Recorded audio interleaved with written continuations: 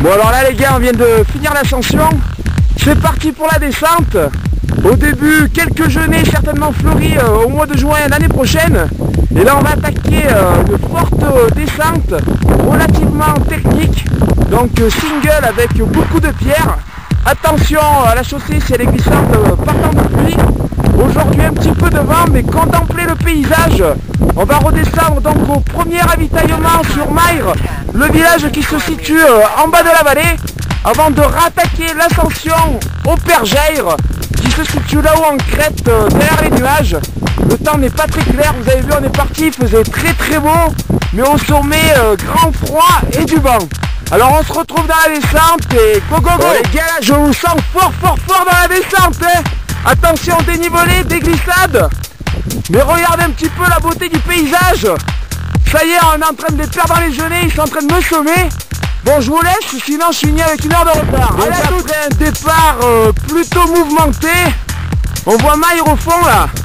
On a un petit palier de récup là entre les genêts. Ça descend un petit peu moins raide. Je vous montre un petit peu le parcours au milieu de l'herbe. Il faudra faire attention parce que ça masque quand même pas mal les pierres.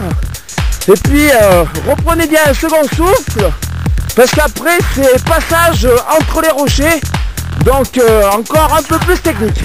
Allez à tout de suite. Et voilà on arrive dans les rochers. Donc avis aux débutants. La descente est très technique par endroits. Et même les confirmés qui pensent encore que les trails sont en train de s'aseptiser en France, je leur donne rendez-vous ici à la chaussée des Géants, donc le 2 juin 2012. Allez à tout de suite. Franck et Rémi sont en train d'arriver, donc sous les rochers, on passe sur des petites murailles là tout le long de la descente. Donc regardez encore un petit peu ce qui nous attend. On va regagner le chemin qui est juste là en contrebas, au milieu des genêts.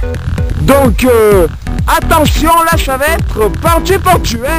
À tout de suite. Oui, alors qu'on se retrouve dans la descente, je tiens juste à vous signaler ce petit endroit très technique où en fait on est juste en dessous le rocher. Donc vous voyez ici, donc là il faudra bien se cramponner.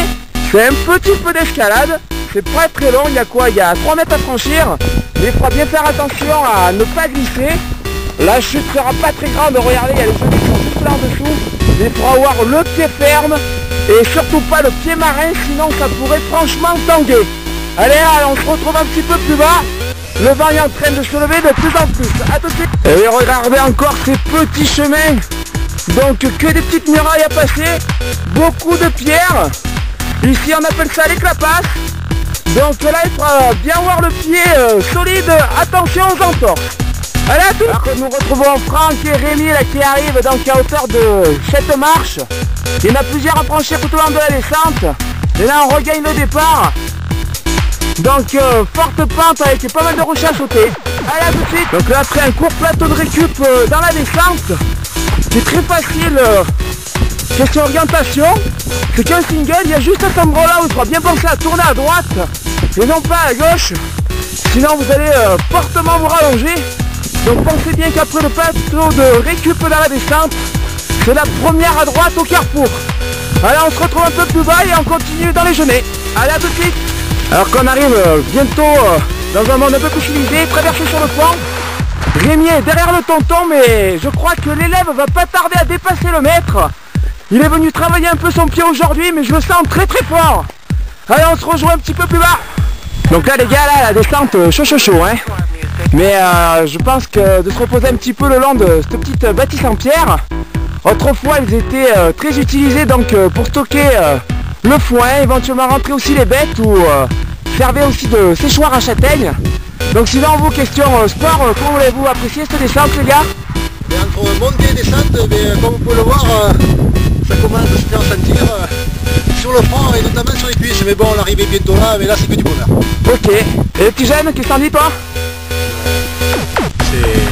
C'est dur, commence à sentir la fatigue. Bon mais quand même pour une première avec nous, je trouve que tu te défends franchement bien. Si elle avait d'autres qui pouvaient faire comme toi, ça serait super sympa. Donc avis aux amateurs, les jeunes on vous attend. Allez, à tout à l'heure. Alors qu'on retrouve les amis enfin à Mayres. Donc là on va arriver au ravitaillement. Donc je vous montre un petit peu le village de Mayres, donc c'est juste là dans la vallée. Donc là vous allez avoir quelques marches d'escalier à descendre avant de devoir aller couper la nationale. Donc là, ne vous inquiétez pas, question sécurité, tout sera prêt. Vous aurez des gens qui seront là pour assurer la traversée. Donc là, ça sera la dernière fois que vous verrez le goudron. Et après, ce sera single direction l'Épergère pour une forte ascension où la course pourrait peut-être se jouer là. Parce que je pense qu'après celle-ci, il va falloir arriver très frais au niveau de la piste forestière. Où là, vous aurez donc 14 km très roulants. Mais le sprint final risque bien de se jouer sur cette fameuse piste. Allez, on se retrouve sur la place pour le ravitaillement. A tout de suite. Donc nous voici sur la place de Mayres. Nous sommes au 20e kilomètre de la course où on va retrouver donc le ravitaillement et le poste de secours. Donc remplissez bien vos gourdes et chargez bien les barres de céréales car derrière il vous attend donc l'ascension d'Épergère. C'est en fait la montagne qu'on aperçoit au fond d'écran derrière Franck et Rémi. Donc la forte ascension pour après regagner le chemin des crêtes et des gardes pour rejoindre enfin la piste forestière. Alors bon courage à vous et restez prêts. À bientôt. 7 times out of 10, we listen to our music at night.